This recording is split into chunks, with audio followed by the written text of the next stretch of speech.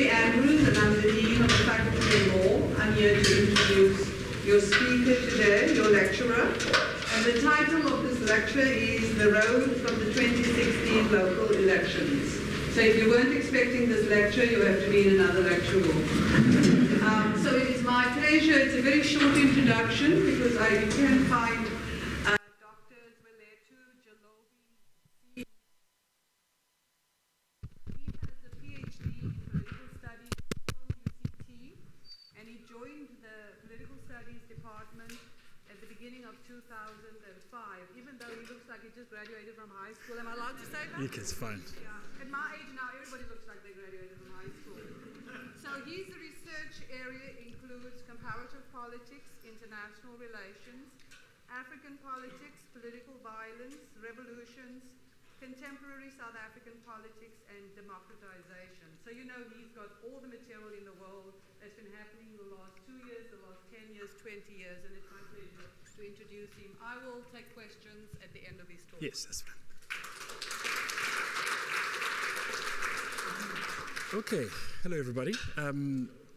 Good to be here again. And can you all hear me? Yes, okay. Louder.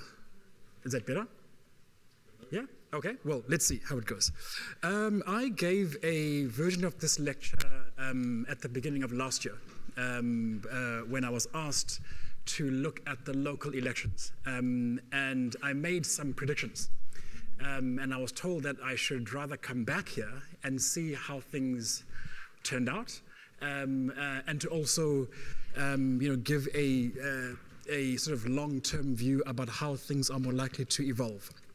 And so I'm with you. Oh, sorry. Sure. Yeah. And now? No, even more. Yes, it's on. Yeah. Is that better? Oh, great, excellent. And so I'm going to be with you guys for 2 days. And my lecture series will do exactly that. So this lecture, I'm going to sort of go over some of the assumptions that I made last year, because I'm sure there are some people who were not here then and who I think will benefit from this.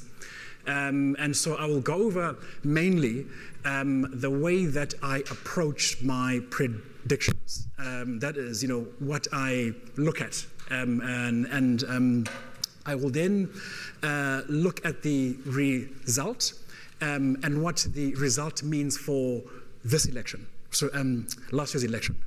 And then my lecture series tomorrow will look at the road to the 2019 general election, meaning based on what the trends are, that is before last year's local election, and based on the outcome, what are the possibilities, right? And so there are 3 things that I will look at.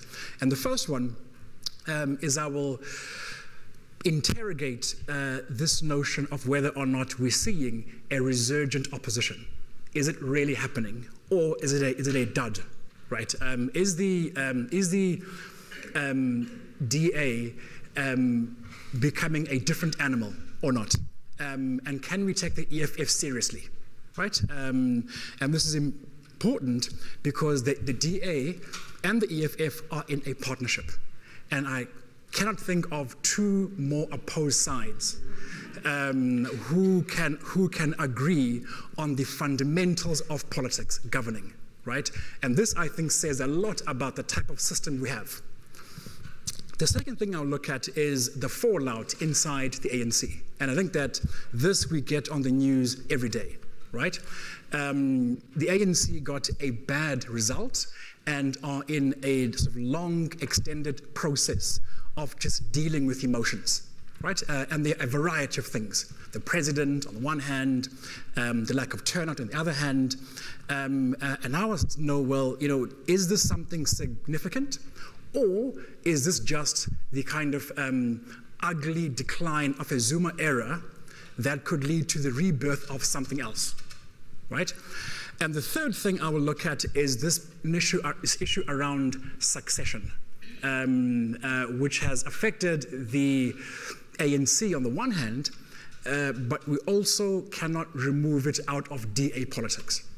Right? The DA now has got a group of very young and ambitious leaders who may appear to cooperate during fun times, but come federal Congress, we could see something quite different, right? And so tomorrow's lecture will be more along the lines of predictions, what is possible.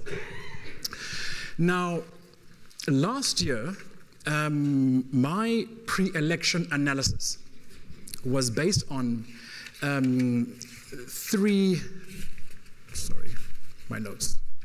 it was based on 4 key assumptions.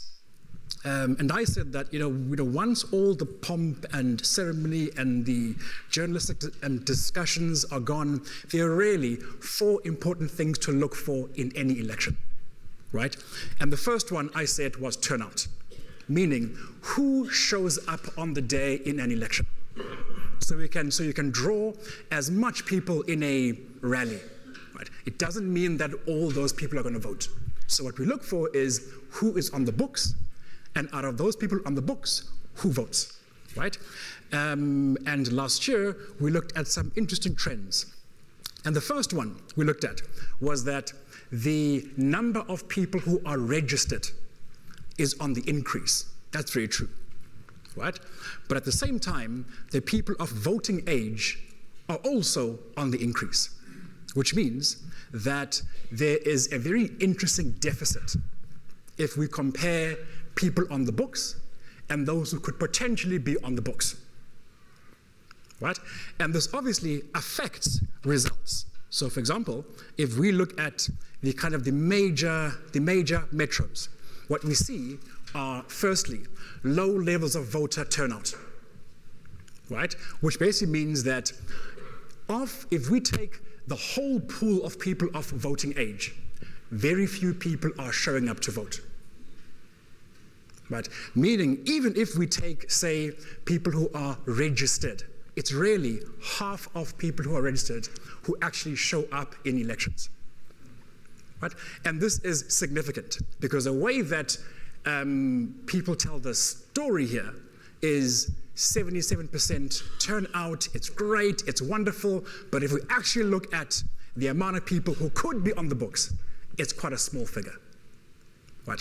And this, I said last year, means therefore that we have a much larger swing vote in this country than we believe. Right?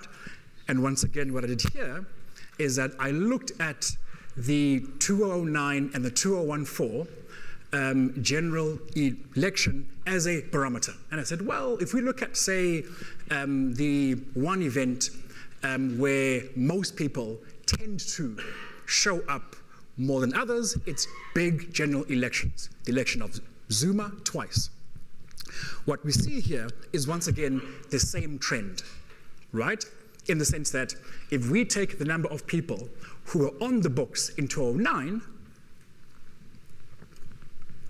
about, say, close to 18 million out of 23 million show up. Right? The story gets even more interesting if we look at, well then, out of those who are on the books, and out of those people who, say, vote for the governing party, how many do?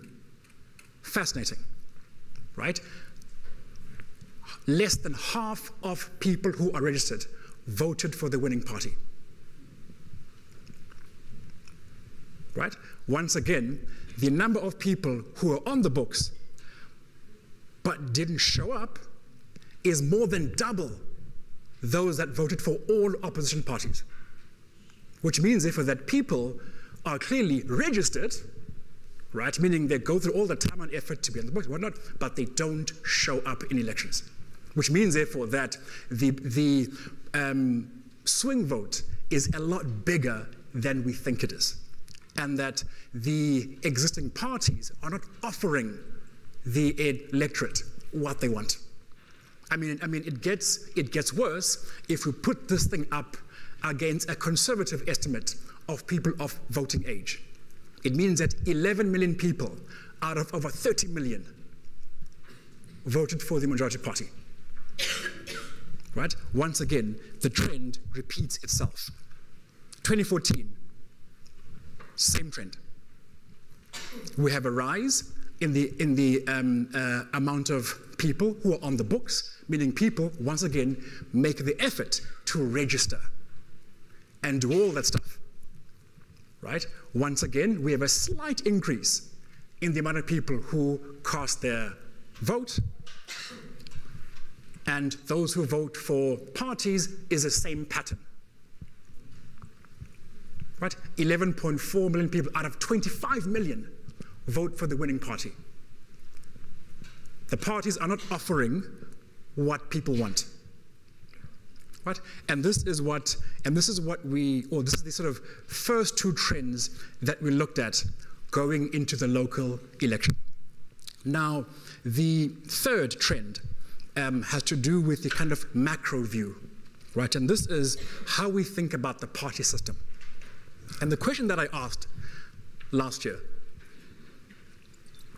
was that if you have this dynamic, which is lots of people on the books who just would rather choose to stay at home, to say, you know what, I don't like what I see, I'm disillusioned, I'm just going to go home and have a braai and do all these things. But that means that the potential for a shift is there. And so in as much as we call ourselves a one-party dominant system, we are in fact one that is on very, very weak legs and had the potential, I said, to move to a more competitive multi-party system if people shift their voting preferences. Right? And this was the big question that I looked at.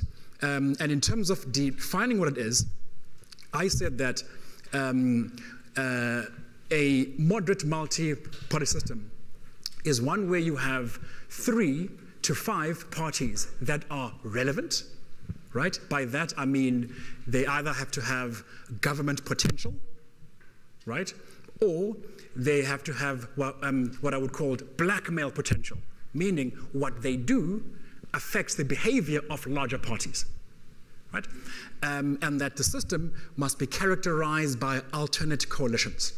Now, if one looks at this framework, I think that we are less of a one-party dominant system than, say, Mexico was, or say India was, or Taiwan, Sweden, because there is a national opposition party that has, or that controls a province and controls a metro, meaning it actually governs and uses tax rands, etc.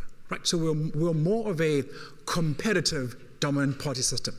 And the question therefore was, well, could this change, right? And if it would change, where would that change be?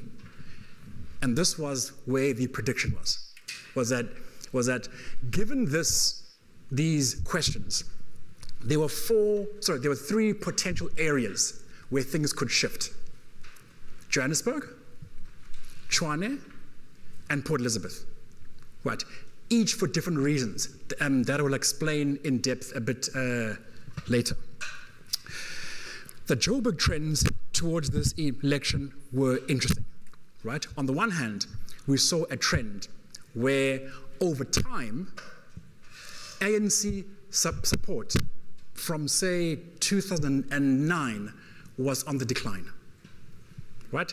And it wasn't so much that less people were voting for them, it was more that the rate at which people were voting for ANC was declining relative to the rate of people voting for DA, right? Which says a lot about turnout, meaning the ANC began to struggle to get their members out to vote on the day.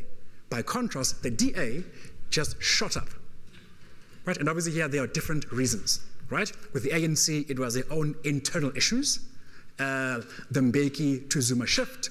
By contrast with the DA, they shifted from Zilla to Maimane, which was more of an age issue as opposed to a race issue. It was that you had a much younger, sort of energetic group of people who, on age, average, were in their mid to late 30s. By contrast, ANC, they were all in their 60s. Right? Huge, huge shift in the way that people respond to this. Tshwane, we had the same trend. The rate at which people vote for ANC on the decline. Right? And the same thing we saw in PE. Right? So we had these three areas that we said, well then, if there is to be the beginning of something, it will be in big cities. And it would have to do with the way that parties get their people out to vote or to show up on the day. Right? And from this, we had three predictions. Our first one would be that any result for the ANC will depend on, therefore, whether they can get their members out on the day. Right? And this obviously is for many reasons. Secondly, the same would apply for the DA and the EFF. But we weren't sure about the EFF. We didn't know then. We didn't know who they were, how they would play a local election, and all these things, right? And I think that the gamble that I made was that I assumed, pardon me, that we would have a predictable result, meaning that result would keep the ANC in power in the metros, but at declining levels, right? Nobody predicted a worst case scenario for the ANC, not even me. I thought they would at least hold it somewhere. Meaning you would do badly, yes, but you would do badly in a way in which you would still retain power in metros. This obviously doesn't happen. In this election, ANC loses 4 major metros. It loses the capital city, the biggest city in Africa, and the second biggest city, right? And once again, the trends are the same everywhere. Johannesburg, you have a minority DA-led government. Minority meaning that the party that governs in the end doesn't get an absolute majority. So it needs the assistance of somebody else to elect a mayor, a speaker, and all these things.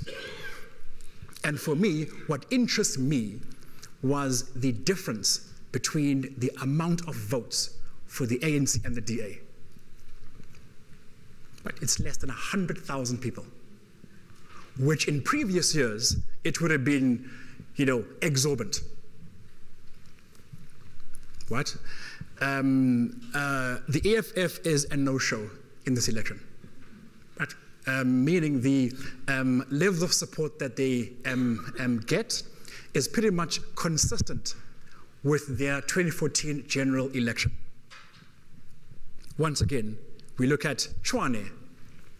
The DA gets more votes numerically than the ANC. Right? A shift has happened. That perhaps, and we can talk about it, but something happened in this election, right? And once again, Eastern Cape, you have DA more votes than ANC.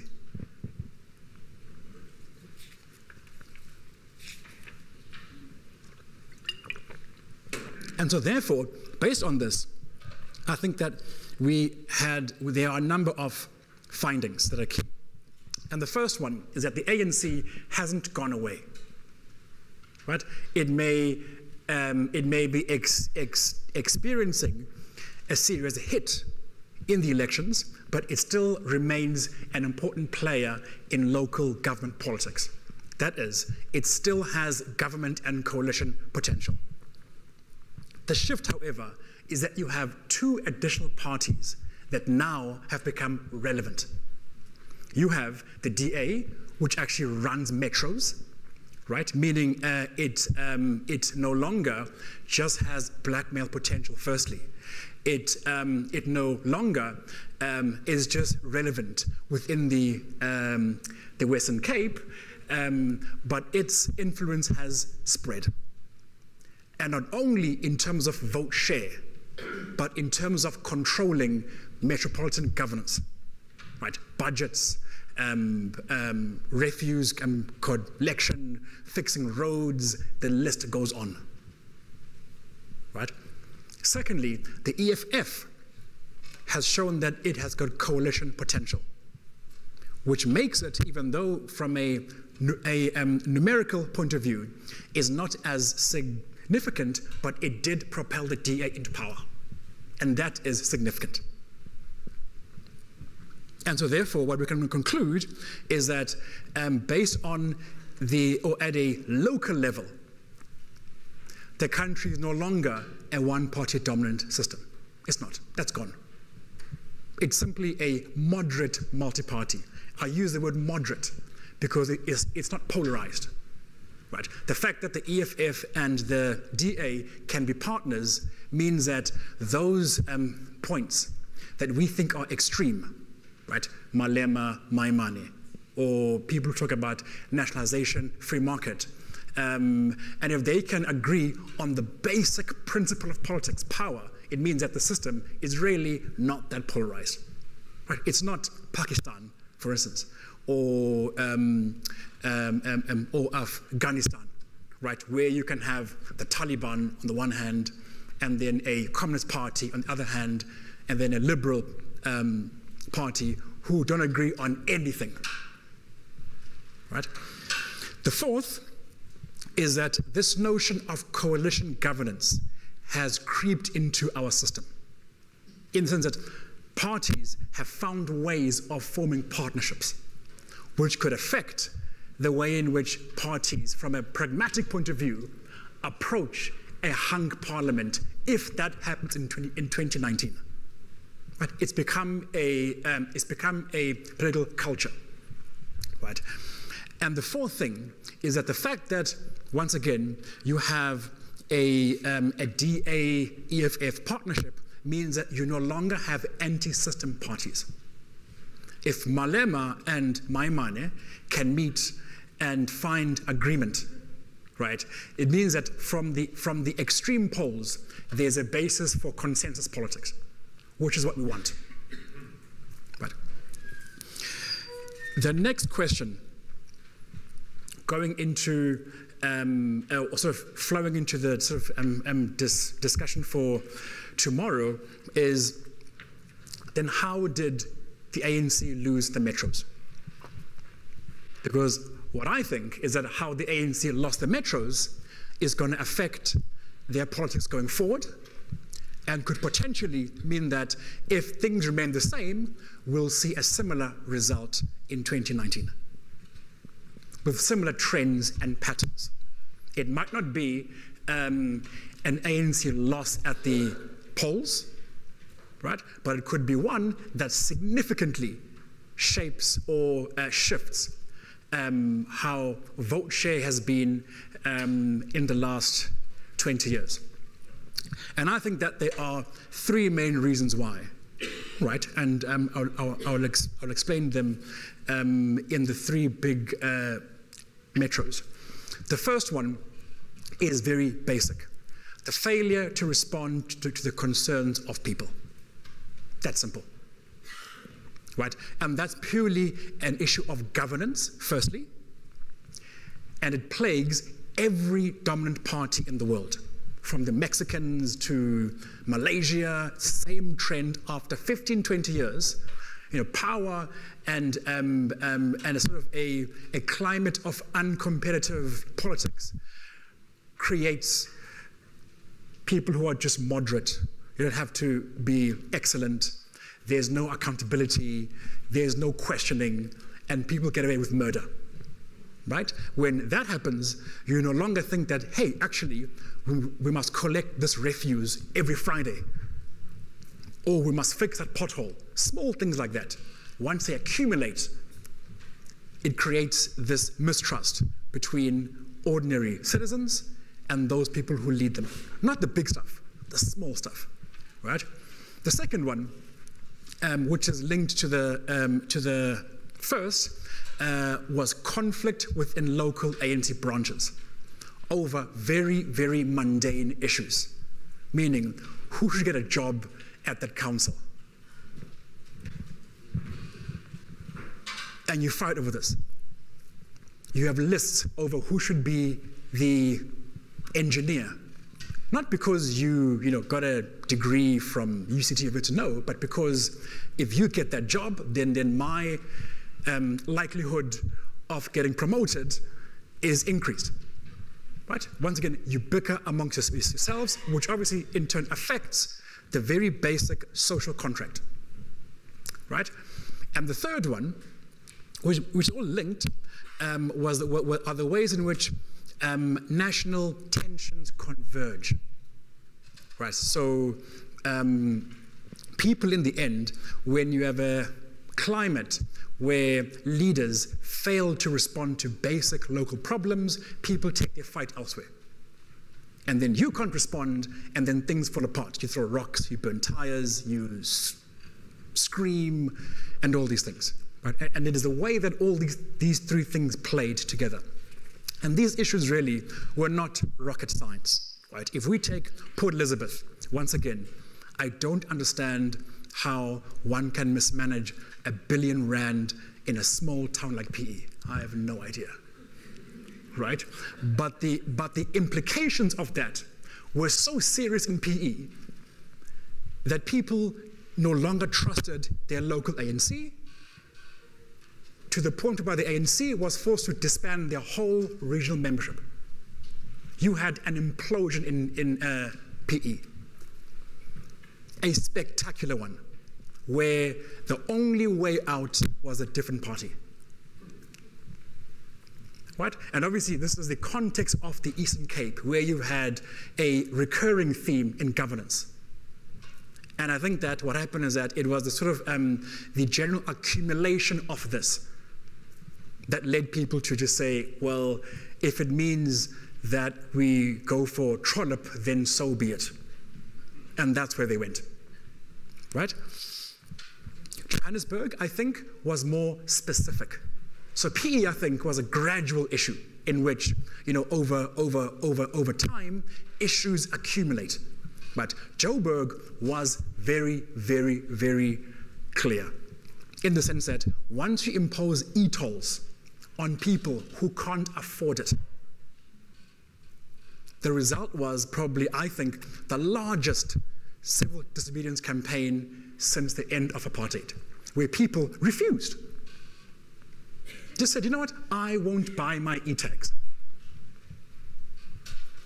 And I think that the way that the government dealt with this is that they saw it as a class issue, right? So they said that, well, actually, because e-tolls are for cars, right, and that most people who are poor take taxis, it's rich people who have got issues. But what they forget is that Joburg doesn't have a good, massive public transport system, meaning most people buy inexpensive cars and drive long distances.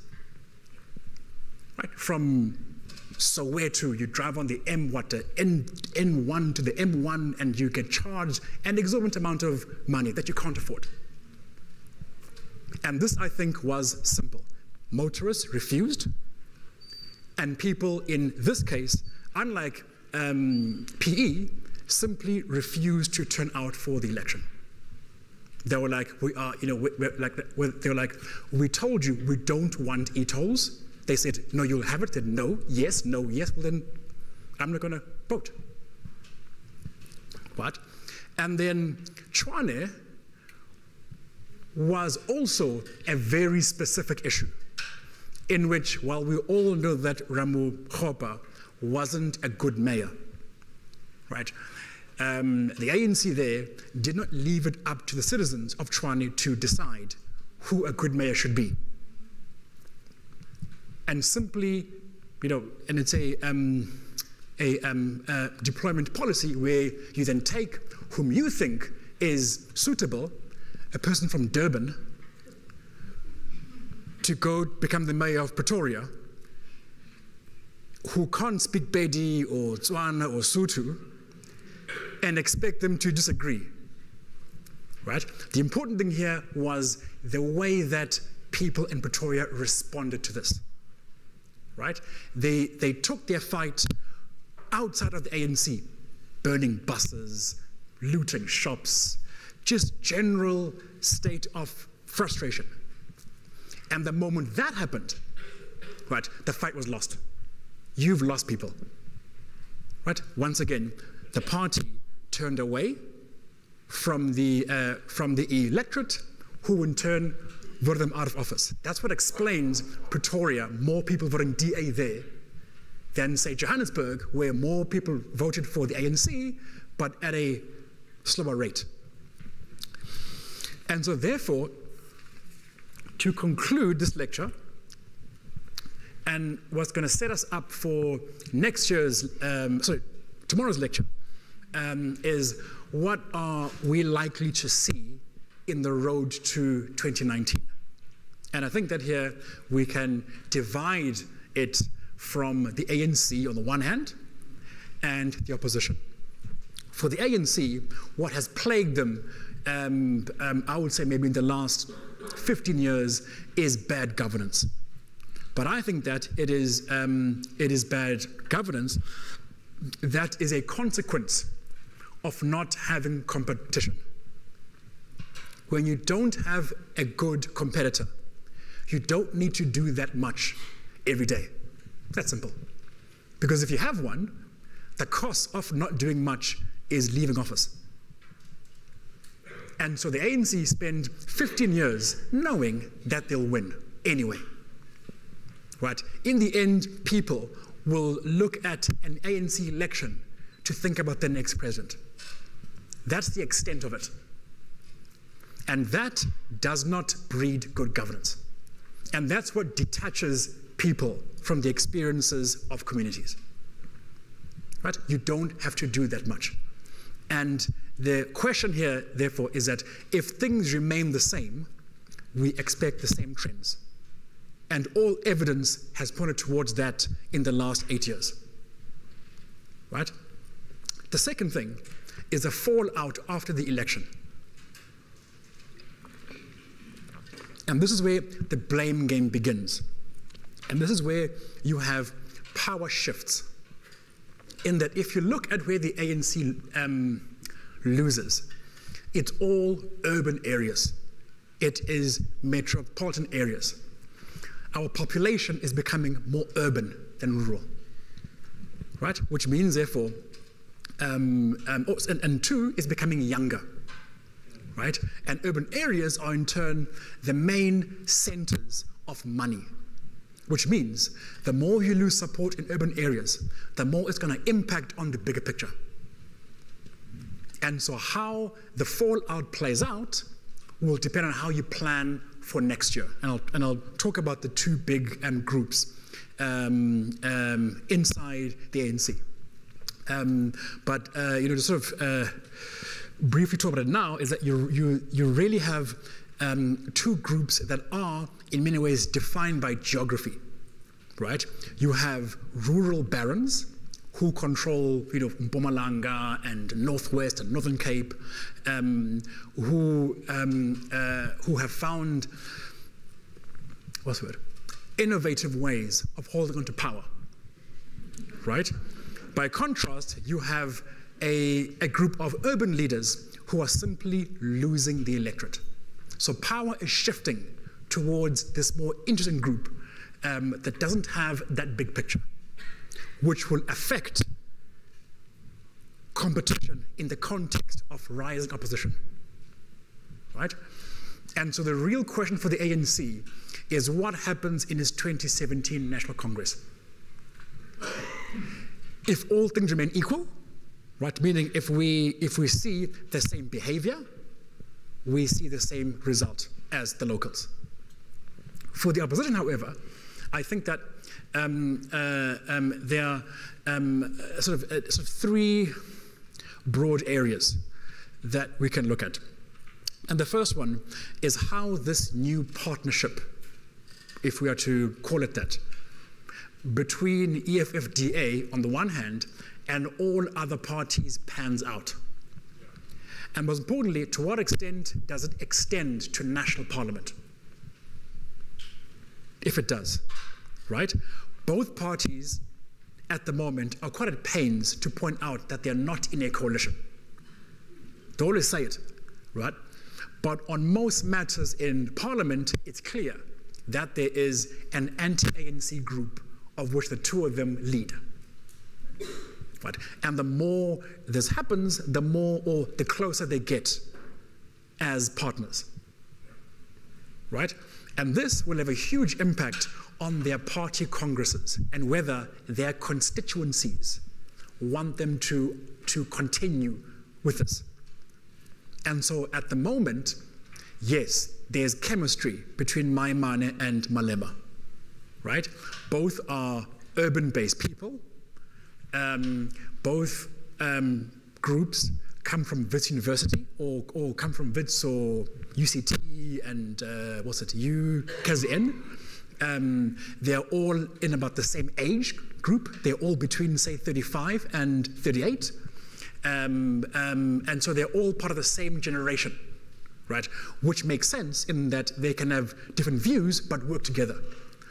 But they're not really representative of their organizations. Which means that you might find people in the DA and the EFF who don't agree on this partnership. And the question is, will this play itself out at the next DA Federal Congress? Where there was a challenger to Maimane, who maybe didn't get the same amount of votes, but his group looks very differently from Maimane's group. Right? It's a much older group of people who won't really go to Long Street with EFF guys and have shooters on a Friday. Which I think is what creates the basis for Malema and Maimane, in that, you know, they can say, let's have a pint together and talk about this. Fine. It's very, very different. And so based on this, I won't continue because tomorrow and time-wise, these are the items going forward. I think now, I want to open it up and take questions and discussion.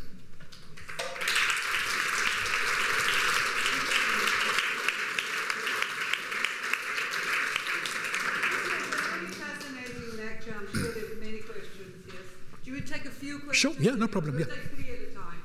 To what extent do you feel that the state capture issue has been swept under the carpet and is potentially a major issue in the next election going forward? If something is not done about it. Will you repeat the questions? Okay. So how has the state capture issue affected the elections? And what was the second part of your question again?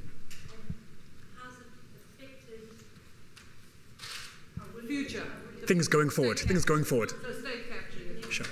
Nulandi? Thank you very much, Zwelethu. I have 2 quick questions. The first is the ANC managed to hold on to what are sort of termed the rural provinces, right?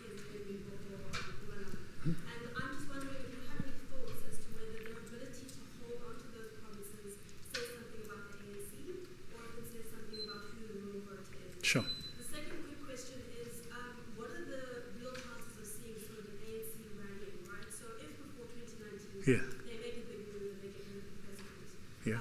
would they be able to rally in order to sort of hit back in 2019? Okay. I'm going to need you to summarize before you answer the question. Yes. How's that? Yeah. Okay. I'll do it. Yeah. Yes. Yeah, we'll do that. We'll summarize the question. To what extent do you think the worldwide trend to vote against the elite and the establishment could play out in 2019? Okay. So there's 3. I'll We'll start. take 3 Yeah, at a time. yeah. I'll start with the first question. And the first question was that to what extent is this state capture issue, or did it affect the elections, and whether and its importance going forward? I think that the state capture issue for me is not new at all. If we are to take the family concerned, right, which is what the Gupta family, I think the one brother was also a member of Thabo Mbeki's working group. So now this goes back, what, I don't know, Mbeki was in power when, those, whatever, early 2000s and whatnot. And then, and so, and I mean, then you sort of add on a lot of the kind of major beneficiaries of things like BEE, right? So people like Modzepe and Turkish Ahwale, etc. That was the same pattern as state capture, meaning it was that relationship between a president and his group and very wealthy barons whom you give favors to, so whom you give business to in return for favors, right? And the favors, both in the Mbeki era and in the Zuma era, had to do with party funding and finance. Right? And so people like the Guptas, Patrice Motsepe, even Ramaphosa were very wealthy financial barons who had, maybe under the Mbeki era, a much more sort of sophisticated and a much more, you can sort of swallow it down relationship than in a Zuma context, where things are. If we look at the kind of the Sheikh trial, for instance, it's a much more incestuous and raw relationship that knows no boundaries, which makes it more explicit. Firstly, meaning it's so obvious. And also, less classy, if you like. Whereas I think that if you look at it in the Mbeki era, you had the same dynamic. It wasn't no different at all. I think how it affects matters going forward is that you now have a new dynamic where you have rival commercial interests that finance rival party factions. And those who win are rewarded, those who lose out. And so it's added a whole new dimension to it, which is why, you have a cope after Mbeki versus Zuma fight, why you have an EFF after that fight, and why potentially you could have another split after this fight. If, once again, all things remain equal. If things change, and obviously they change and it's great and wonderful, but I think that we assume that people don't learn from their behavior, and this we've seen, and so that's how it's gonna play out. Your question, I think, was about how will the ANC hold it together? Sorry, repeat. So it was just if they did something like remove the president, would they be able to run it for 2019? Oh, I see. Yes. Okay, yes. The first question was, will things change if Zuma is removed before 2019? I'm going to talk about this tomorrow, but I'll expect. I think the answer is no, because Zuma is not the problem. Zuma is simply a symptom of a bigger problem, I think. And so you may remove Zuma and put whoever you want to put in there, Jeff, Mkhad, Debe, etc. And they will just inherit the same thing. Now, whether or not they will have the courage to do something different, I don't know. But from where I sit, the problems in the ANC are not about individual people, but are systemic problems. It's to do with how they elect their own people, for instance. It has to do with how they reach the decisions, how you govern those rules. It's quite a systemic issue. And I think that for me, the only way that people ever change behavior is if they lose significantly. Because if you don't lose, why change it? Now, is the vote in a rural area a different one? I think that the way that parties are organized, the way that the ANC is organized in a rural area is very different from an urban area. Because in a rural area, you don't have, firstly, a strong civil society, right? Secondly, you don't have other industry that employs people except for the government, right? And you have higher rates of unemployment, and people are dependent on government work, government grants, government jobs for everything, which means therefore that controlling that government is zero sum, is the be and end all. It means that you can, if you want to give people jobs, you aren't like, in Joburg where you've got a law firm and your son can work there. You work for the Department of Roads, and so you have a sort of stronger patronage politics in rural areas, which means therefore that how you control your members is top down with an iron fist. Yeah, that's how you do it. And I think that it's made worse by the fact that there is no competition in rural areas. The figures don't look like this.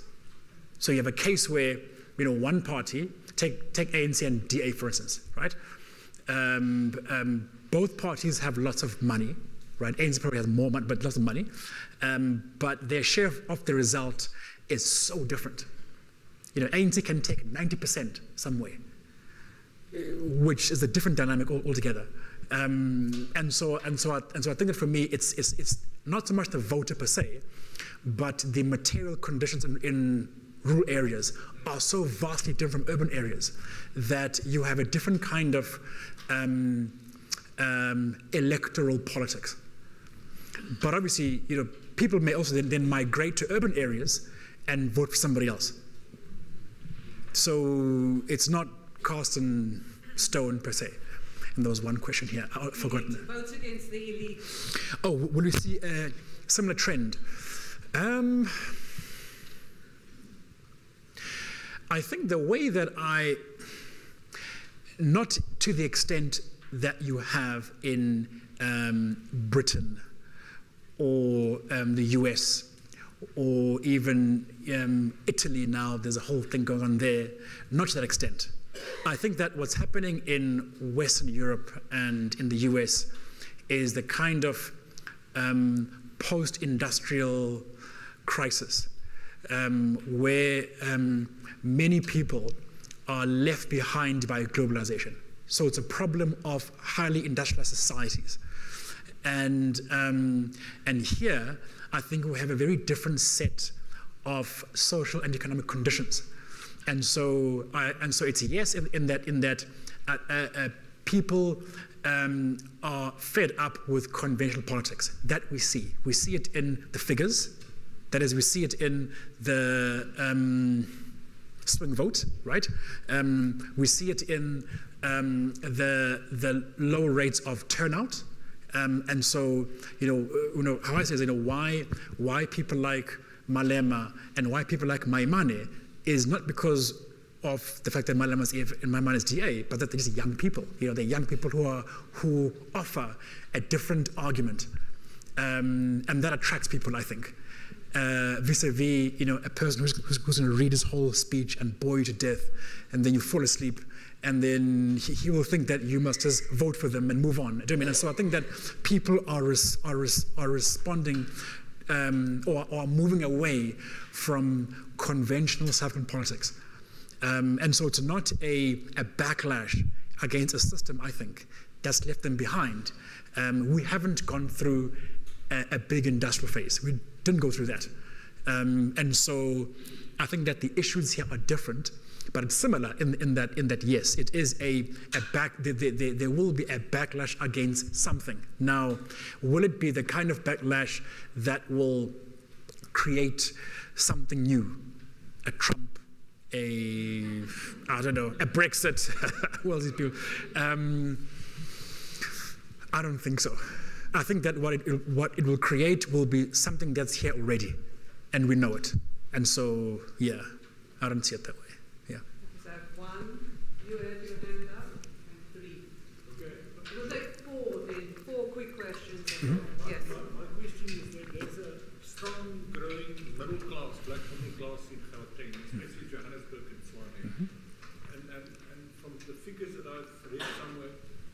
50% of the overall black middle class in South Africa sits in Gauteng. Yes. In the Western Cape is only 3%. Now, obviously, I don't know, they have an interest in the economy. They have an interest in that the economy the rand does not go through the roof, slumps. So what role did that middle class play in that last election? Yeah. Okay, hang on. Okay, oh, sorry. Yes, you had your hand up. Did you have your hand up? No, we're getting 4 questions. We only have 10 minutes. So, all right. Oh, you had your hand up. Sorry. So this person in the yeah. Sorry. Given the scenario with regards to the rural areas where local governments and ANC governments control it, and the draft bill that's laying in front of Parliament for chiefs to get more powers. So I couldn't hear. Like, The chief. yes, yeah. Powers. For chiefs to get more powers in your rural areas. So do you think that what does the opposition parties have to do different to get their fair slice of the channels In rural areas. Okay, all right. 3 and then 4. Yes, 3, 4. Voter apathy all over the world is a very big issue. And there's 2 components to my question. First of all, is it worse in South Africa or less than in other countries? And secondly, there's a big split in South Africa between the youth vote and the older vote. And it's my impression that the youth doesn't bother to register. The older ones register but don't vote. Now, how can that be changed? How can you get the youth to not only register but vote as well? Okay, then the Yeah. last question is that.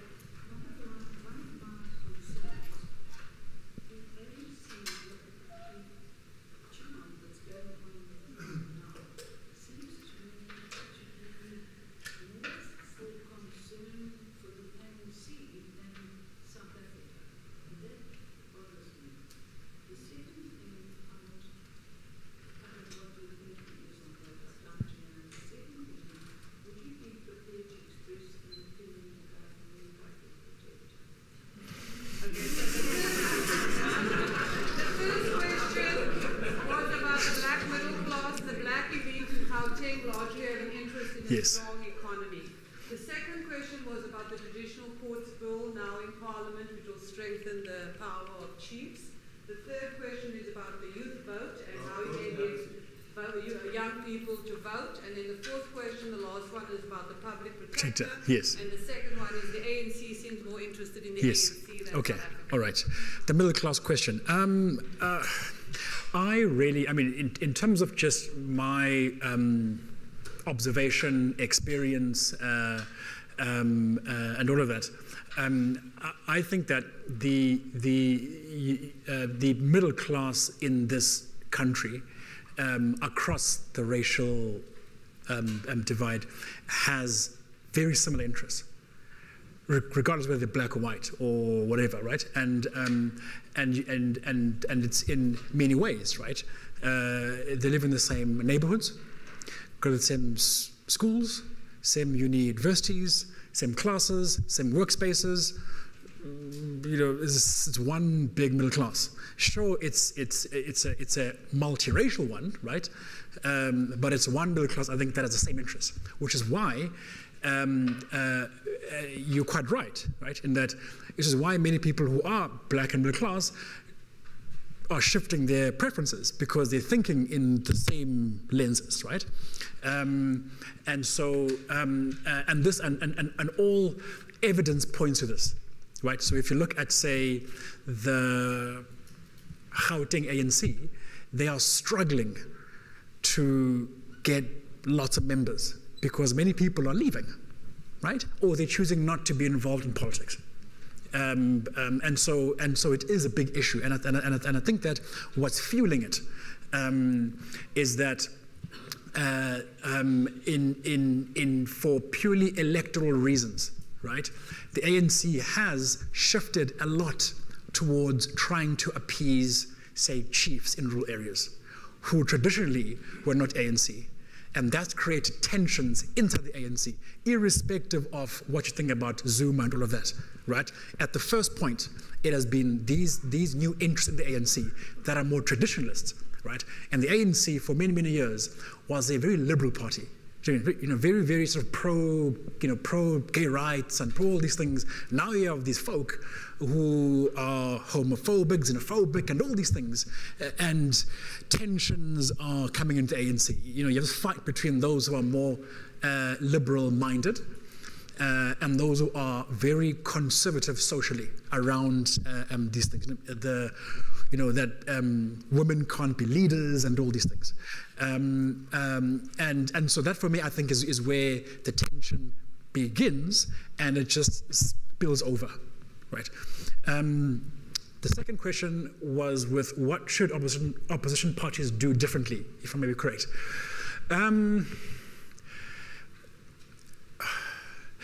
It's a hard one because if I was a thinker or an advisor to either one of them, right? The simple solution is that democracy is a numbers game, right? It's about how many votes you can have, how many seats you control, which means that the only way that you're going to shift the balance along those lines is if you take the fight to rural areas. To do that means that you're going to have to offer those who hold power in rural areas something that they can't refuse. You have to offer them something alternative to the ANC, right? If you want to take the fight there. Or you're going to have to offer rural people another alternative to what they have. And the question therefore is, what's it going to be, right? If I'm a very poor person in a rural area, and I know that a lot of my livelihood depends on my allegiance with this one fellow, right? Who is both a chief, a this, all in one. Why am I going to give that up to vote for you? Because people in the end make rational decisions, right? From where they sit. Obviously, from where we sit, we might think it different, but from where they sit, they're saying, hey, wait a minute, why am I going to go there when clearly if I'm aligned with this fellow, my kid he's going to get a job, his driver's license, life for me, will be okay. Whereas the risk is that if I roll my dice towards you, not guaranteeing that you'll win, I'll lose everything. And so it's balance, right? So it's about if you want to take the fight there, then you got to offer that constituency something that is better off than what they've got already. Because people always vote for material reasons, always, wherever they're at. Was the other question? Apathy. I think that the trends in this country are very similar to other parts of the world. The difference is that how we calculate voter turnout is that, and this is IEC and all our polling and all this stuff, is that they tend to only look at the proportion of people who vote, who are registered, who vote, right? Other parts of the world look at people who are of voting age. So if we were to, shift our lens a bit and how we measure it, our trends are similar. Meaning, for our locals, for instance, it's the same trends as you have in France and those and that. I think that you're quite correct. The trend here is that many young people don't register to vote. That's true. And that would rather be doing other things. And that our electorate is aging and comprises of people who are working people. And so it's not only the age issue, it's also an economic issue as well, right? Which means therefore that, you know, people who aren't on the books are also people who tend to be very, very poor, and who tend to be very marginalized. Now, how do you get people interested? Right? The story gets even more interesting if we look at, well, then, out of those who are on the books, and out of those people who vote for the governing party, how many do? Fascinating, right? Less than half of people who are registered voted for the winning party. Right? Once again, the number of people who are on the books but didn't show up is more than double those that voted for all opposition parties. Which means, therefore, that people are clearly registered, right? Meaning they go through all the time and effort to be on the books and whatnot, but they don't show up in elections. Which means, therefore, that the swing vote is a lot bigger than we think it is. And that the existing parties are not offering the electorate what they want. I mean, it gets worse if we put this thing up against a conservative estimate of people of voting age. It means that 11 million people out of over 30 million voted for the majority party. Right? Once again, the trend repeats itself. 2014, same trend. We have a rise in the amount of people who are on the books, meaning people, once again, make the effort to register and do all that stuff, right? Once again, we have a slight increase in the amount of people who cast their vote, and those who vote for parties is the same pattern.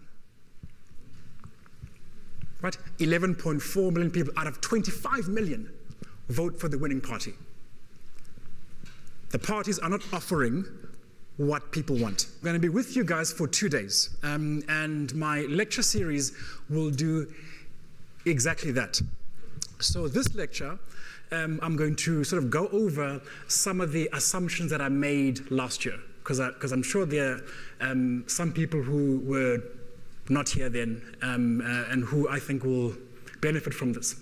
And so I will go over mainly the way that I approach my predictions. That is, you know, what I look at. And I will then look at the result and what the result means for this election, so last year's election.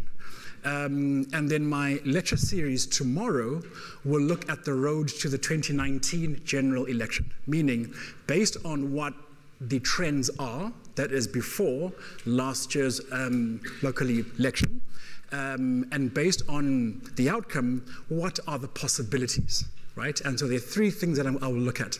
And the first one is I will interrogate this notion of whether or not we're seeing a resurgent opposition. Is it really happening, or is it a dud? Right? Is the DA becoming a different animal or not? And can we take the EFF seriously? Right? And this is important because the DA and the EFF are in a partnership, and I cannot think of 2 more opposed sides who can agree on the fundamentals of politics governing, right? And this, I think, says a lot about the type of system we have. The second thing I'll look at is the fallout inside the ANC. And I think that this we get on the news every day, right? The ANC got a bad result and are in a sort of long, extended process of just dealing with. My name is Penelope Andrews, and I'm the Dean of the Faculty of Law. I'm here to introduce your speaker today, your lecturer. And the title of this lecture is The Road from the 2016 Local Elections. So if you weren't expecting this lecture, you have to be in another lecture room. So it is my pleasure. It's a very short introduction because you can find Dr. Zwelethu Jolobe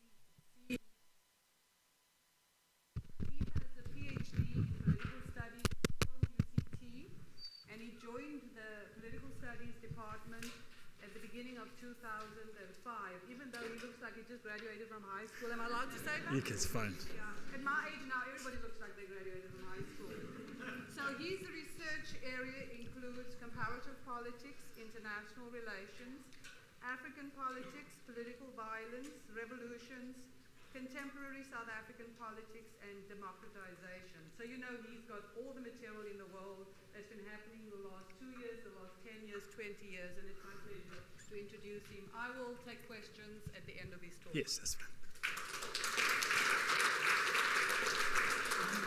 Okay, hello everybody. Good to be here again. And can you all hear me? Yes, okay. Louder. Is that better? Yeah? Okay, well, let's see how it goes. I gave a version of this lecture at the beginning of last year when I was asked to look at the local elections. And I made some predictions. And I was told that I should rather come back here and see how things turned out, and to also give a sort of long-term view about how things are more likely to evolve. And so I'm with you. Oh, sorry. Sure, yeah. And now? No, even more. Yes, it's on, yeah. Is that better? Oh, great, excellent. And so the people of voting age are also on the increase, which means that there is a very interesting deficit if we compare people on the books and those who could potentially be on the books. Right? And this obviously affects results. So, for example, if we look at the kind of the major metros, what we see are, firstly, low levels of voter turnout, right? Which basically means that if we take the whole pool of people of voting age, very few people are showing up to vote.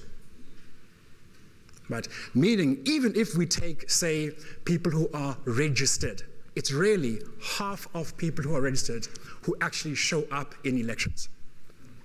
Right? And this is significant because the way that people tell the story here is 77% turnout, it's great, it's wonderful, but if we actually look at the amount of people who could be on the books, it's quite a small figure. Right? And this, I said last year, means therefore that we have a much larger swing vote in this country than we believe. Right? And once again, what I did here is that I looked at the 2009 and the 2014 general election as a barometer. And I said, well, if we look at, say, the one event where most people tend to show up more than others, it's big general elections. The election of Zuma twice. What we see here is once again the same trend, right? In the sense that if we take the number of people who were on the books in 2009, about, say, close to 18 million out of 23 million show up. Emotions, right? And there are a variety of things. The president on the one hand, the lack of turnout on the other hand. And I was to know, well, is this something significant? Or is this just the kind of ugly decline of a Zuma era that could lead to the rebirth of something else, right? And the third thing I will look at is this issue around succession, which has affected the ANC on the one hand, but we also cannot remove it out of DA politics. Right? The DA now has got a group of very young and ambitious leaders who may appear to cooperate during fun times, but come federal Congress, we could see something quite different, right? And so tomorrow's lecture will be more along the lines of predictions, what is possible. Now, last year, my pre-election analysis was based on sorry, my notes. It was based on 4 key assumptions.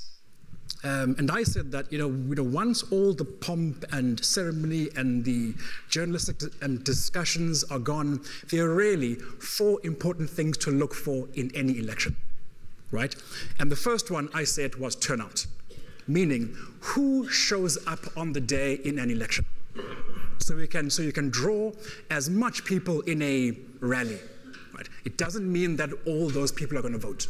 So what we look for is who is on the books, and out of those people on the books, who votes, right? And last year, we looked at some interesting trends. And the first one we looked at was that the number of people who are registered is on the increase. That's very true, right? But at the same time,